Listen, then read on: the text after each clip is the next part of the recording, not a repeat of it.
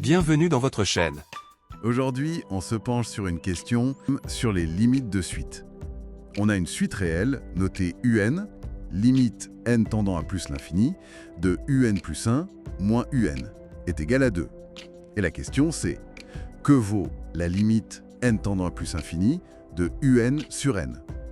On a 4 choix, A, 0, B, 1, C, plus l'infini, ou D, 2. Intéressant comme question. Pour aborder ça, il y a un théorème assez élégant qui peut nous aider. C'est le théorème de Cesaro. Vn qui converge vers une limite L, alors V1 plus V2 plus l'etc. Plus Vn sur n converge aussi vers L. L'intuition, c'est que si les termes s'accumulent près de L, leur moyenne va faire pareil, c'est ça? C'est exactement ça.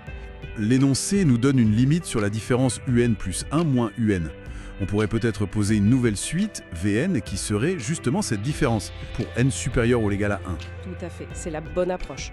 On sait donc que cette suite Vn tend vers 2, Ok. et là, on applique Cesaro directement à notre suite Vn.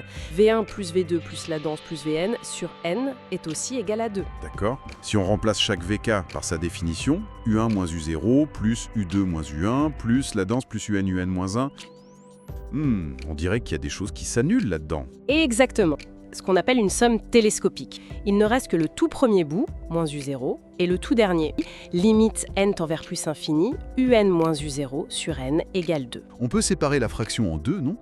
Ça fait limite n tend vers plus infini, un sur n, moins U0 sur n, égale 2. C'est ça.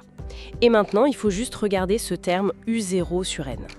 U0, en tout cas une constante fixée. Quand n devient très très grand, qu'est-ce qui arrive à une constante divisée par n? Ça tend vers 0. Ce qui donne directement le résultat qu'on cherchait. Limite n tend vers plus l'infini, en sur n égale 2. La bonne réponse est donc la D. Exactement. C'était bien caché, mais avec Cesaro, ça se déroule tout seul.